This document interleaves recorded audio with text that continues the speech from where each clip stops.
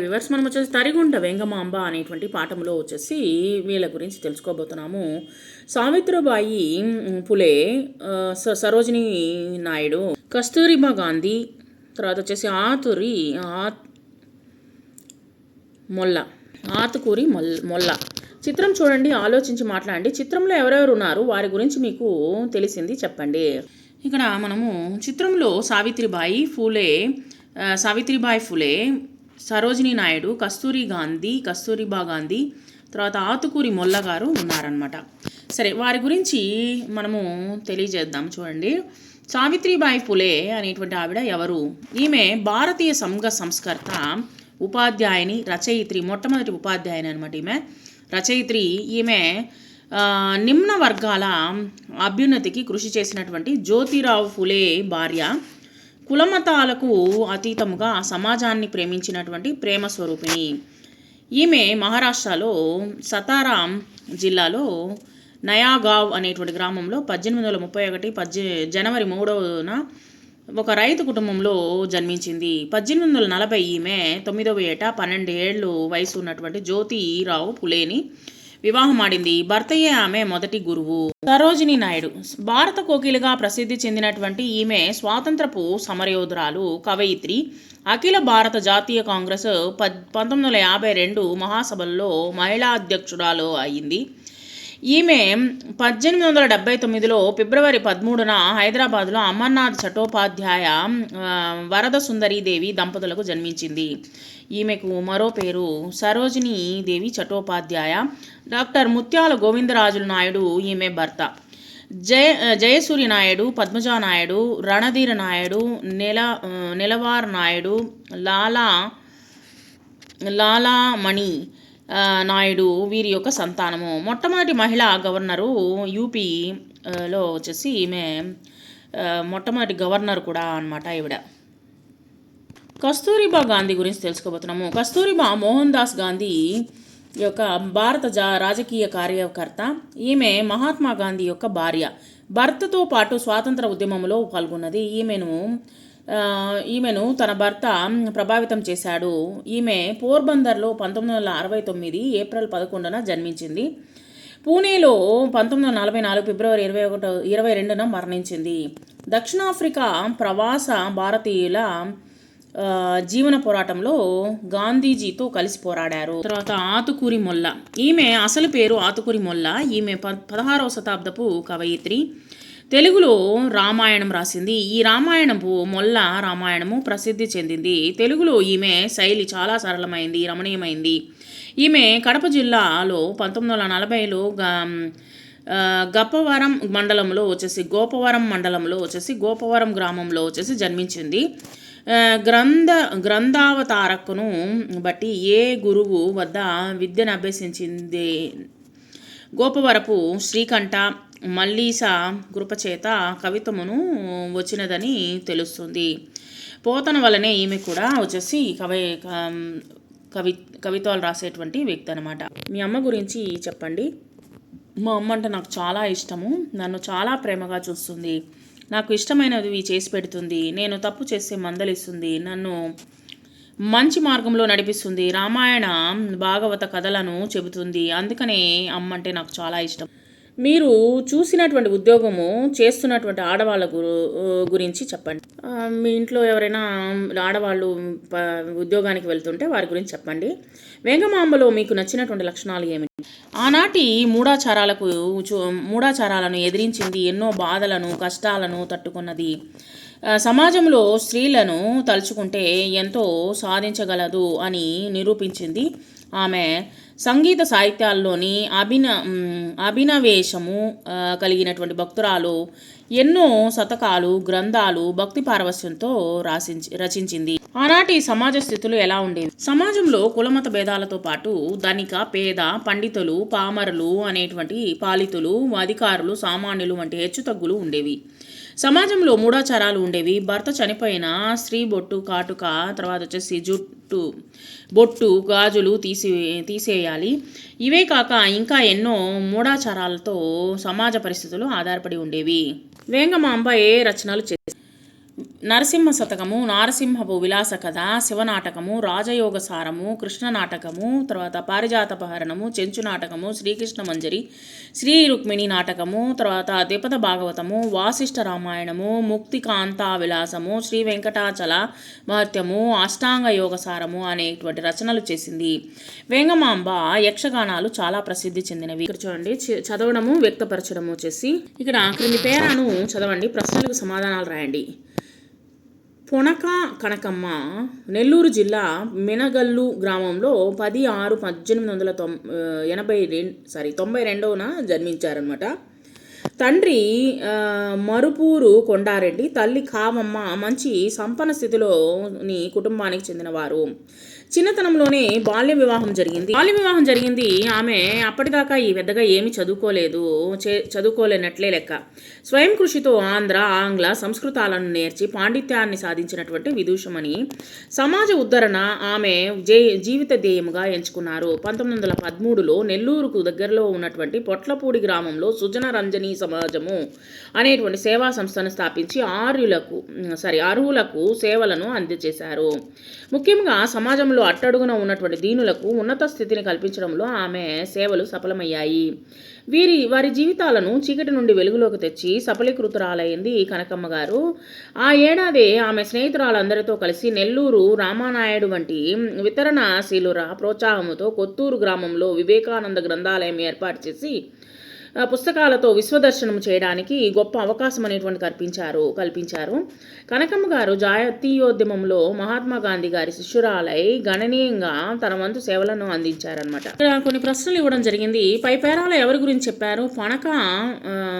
కనకమ్మ ఏ సేవా సంస్థలను స్థాపించారు? పొనక కనకమ్మ స్థాపించిన గ్రంథాలయం ఏది? దాన్ని ఎక్కడ ఏర్పాటు చేశారు? పై పేరాలు పొనక కనకమ్మ గారి గురించి చెప్పారు. పొనక కనకమ్మ ఏ సేవా సంస్థను స్థాపించారు? సుజన రంజని అనేటువంటి సమాజాన్ని స్థాపించారు.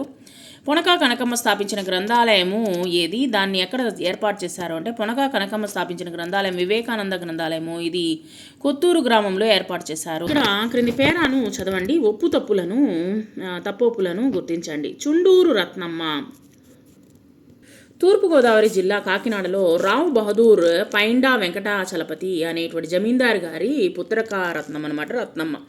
7/2/1891 కాకినాడలో జన్మించారు. చిన్నతనం నుండి దేశము పరాయి వారి పాలన నుండి విముక్తం కావాలని కలలు కనేవారు. అంటే మనకు స్వతంత్రం రావాలని కళ్ళు కనేవారనమాట. ప్రముఖ గాంధేయవాది, సంఘ సేవకురాలు, సంఘ సంస్కర్త అయినటువంటి రత్నమ్మ 1940లో ఎన్నో వితంతు వివాహాలను జరిపించి సంఘ సంస్కరణలను ఆచరణలోకి తెచ్చినటువంటి ఉద్యమశీలి.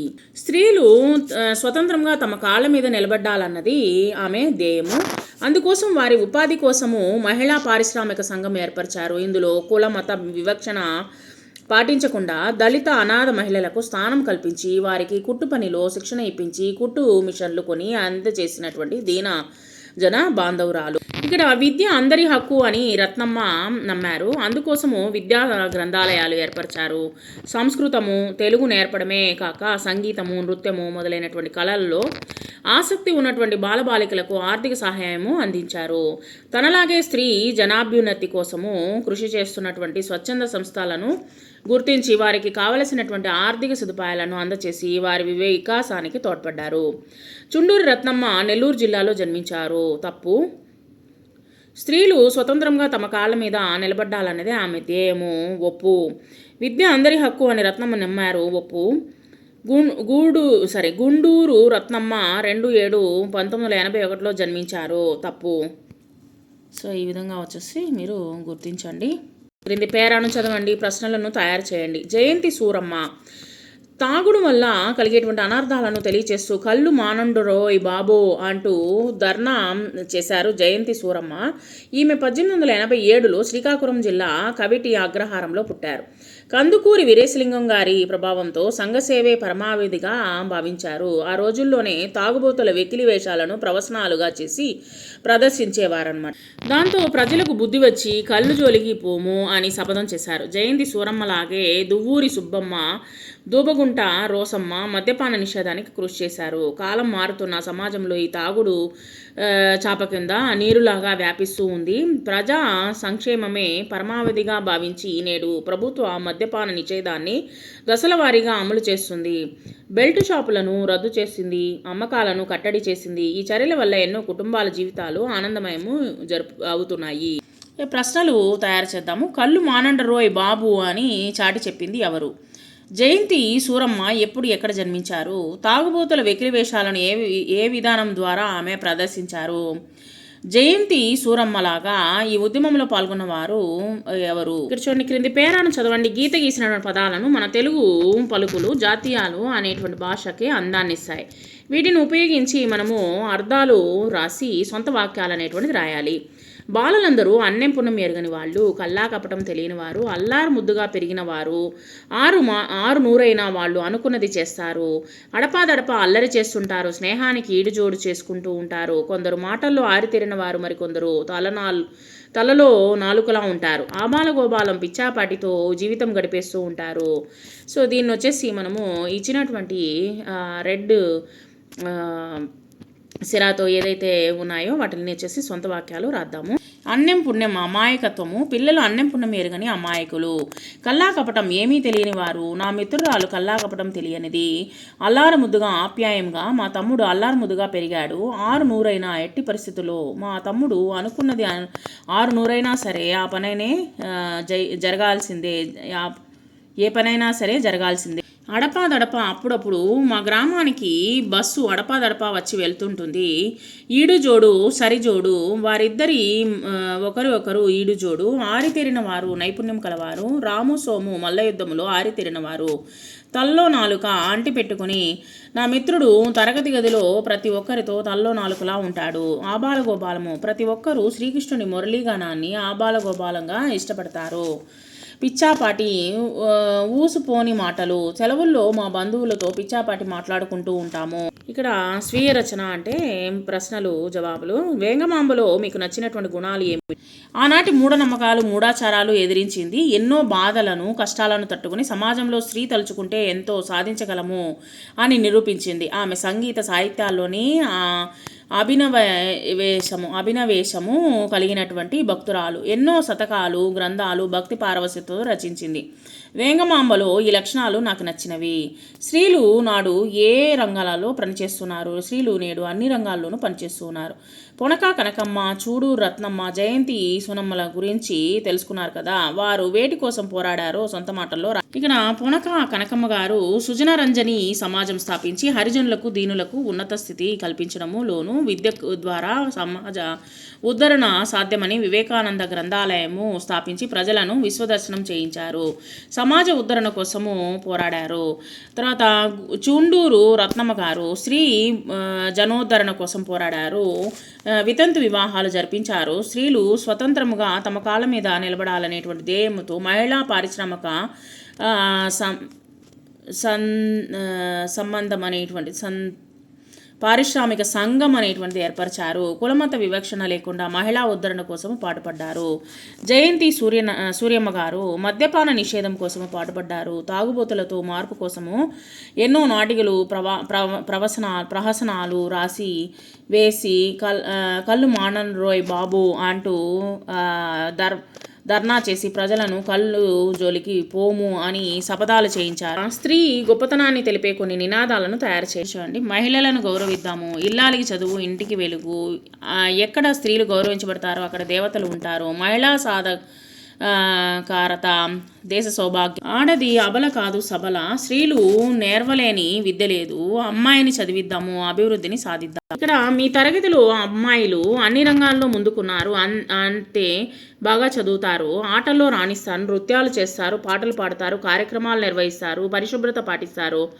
వాళ్ళని మీరు ఎలా అభినందిస్తారు? ఇక్కడ వచ్చేసి సోదరీమణులారా మిమ్మల్ని ఎంతగానో అభినందిస్తున్నాను.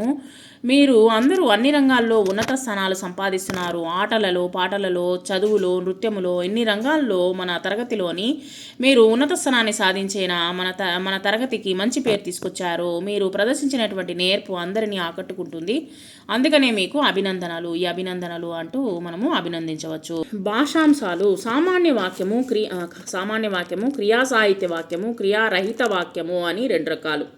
క్రియా సహిత వాక్యములో ఒక సమాపక క్రియ ఉంటుంది. క్రియారహిత వాక్యంలో క్రియాపదం అనేటువంటి ఉండదు.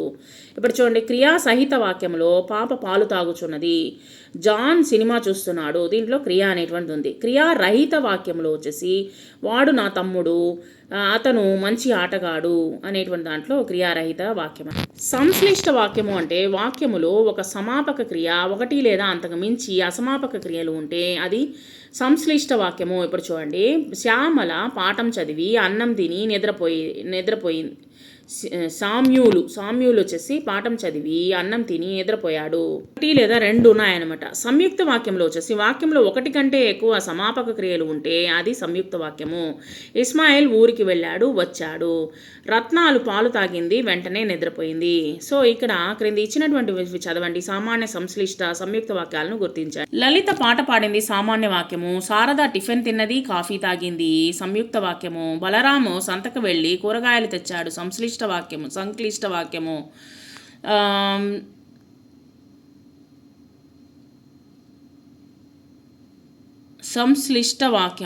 సంశ్లిష్ట వాక్యము. తర్వాత వచ్చేసి